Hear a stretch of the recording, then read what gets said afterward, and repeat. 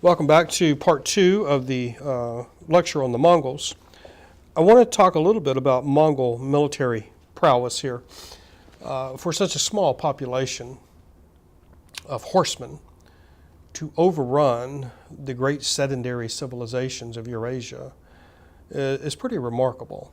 When you think of the sheer number of people in China and India and Persia and Mesopotamia and Europe, Russia, that the Mongols will overrun and control for about a century. We have to ask ourselves, how were they able to do this?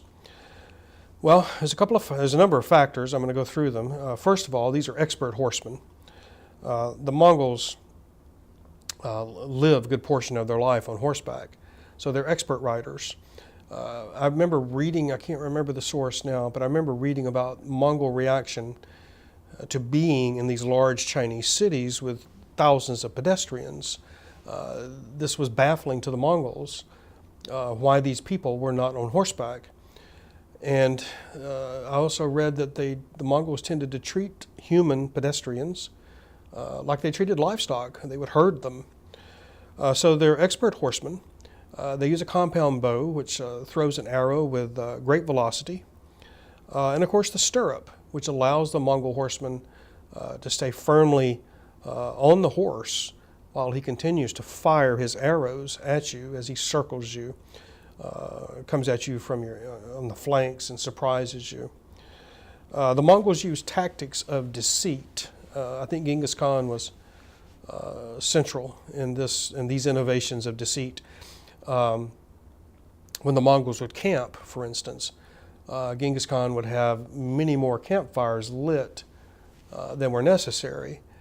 This was to deceive anyone spying on the Mongol camp, making it look bigger than it actually was. I've read that Genghis Khan had straw men strapped to horses, so at a distance the Mongol army looked bigger than it was. The Mongols also practiced what we called a feigned retreat, whereby they would lure the enemy into a trap and then surround them and ambush them by pretending to retreat. This occurred in Eastern Europe, in Hungary, I think in the early 13th century, 1220 something, I can't remember the exact date, where a Christian army was lured into pursuing Mongol horsemen who appeared to be fleeing the battlefield. Of course, the Mongol horsemen simply split into two portions and then doubled back, encircled the Christian army, and slaughtered them. So these are tactics of deceit. The Mongols borrow technology from everyone, catapults and various things from the Chinese, the Indians, the Persians, and put these to their own good use. Superior Chinese technology often helped the Mongols in their victories. The Mongols had horses, they had mobility, they had advanced tactical skills, and the vast expanses of the steppe enabled them to withdraw if necessary and to evade greater forces.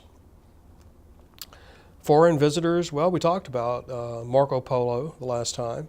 You remember that Polo, upon returning to Europe, wrote the description of the world. He had help with this. Some people think that it's embellished. Other people wonder why certain Chinese cultural practices are not mentioned in it. We have other visitors, William of Rubric and John of Plano Carpini. These are both Christian priests who visited the Mongols as they approached Europe, essentially to sort of spy on them and to write up reports to inform the Pope and European monarchs of this strange and alien people that have appeared out of the East.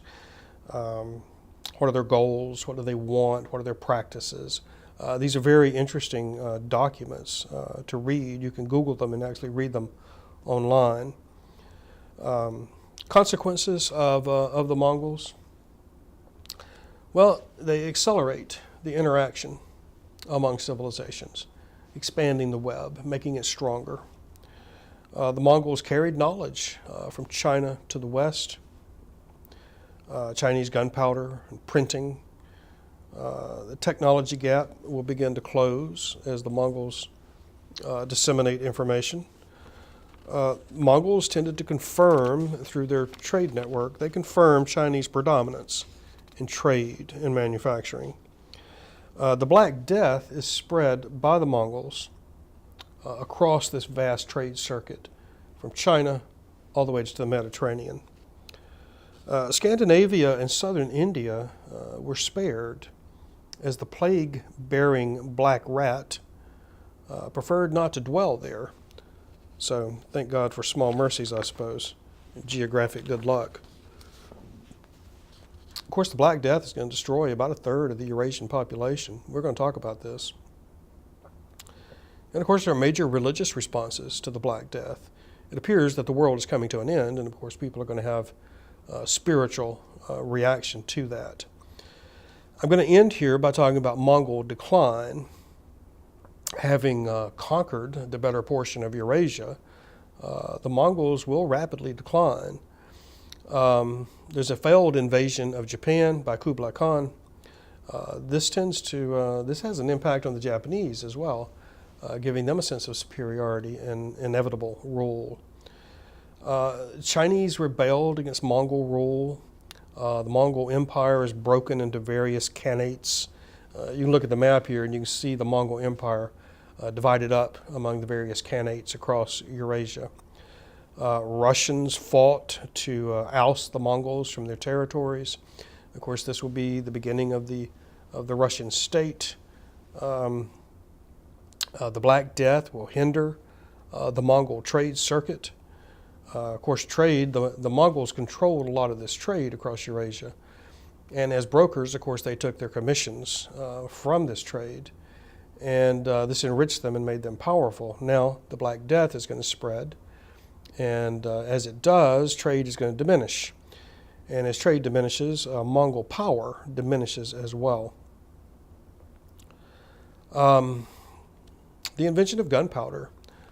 Gunpowder empires in southern Asia, in Europe, in the Far East, are going to be able to counter the Mongol tactics. The riders, the men on horseback aren't going to have their mobility, their speed is going to be counteracted by artillery and by gunpowder weapons. Another factor in the decline of the Mongols is, I guess we just call it assimilation. The Mongols are assimilated into the greater societies that they had earlier overrun. So from China all the way to Mesopotamia, you see Mongol rulers becoming Chinese or Indian or Persian or Arabic. This is a process that takes place over a century, and it obviously diminishes Mongol rule. I can give you one example off the top of my head. We've already talked about Kublai Khan. You can imagine a young Kublai Khan, a Mongol warrior on horseback, as he conquers China in the 13th century. And then picture Kublai Khan when he's 75 years old, and he's no longer a Mongol horseman. He's no longer a nomadic warrior. Now he's a fat and happy Chinese emperor with a harem and plenty of cooks to prepare food and all sorts of diversions for him. This is what happens to the Mongols. They become absorbed or assimilated by these superior civilizations that they had conquered. And in this way, the Pax Mongolica, the Mongol peace, will come to an end as we move into the 14th, 15th centuries. So it's an interesting and important interlude in world history, this Mongol hegemony, and it has these profound impacts. So we'll stop there with the Mongols. Thank you.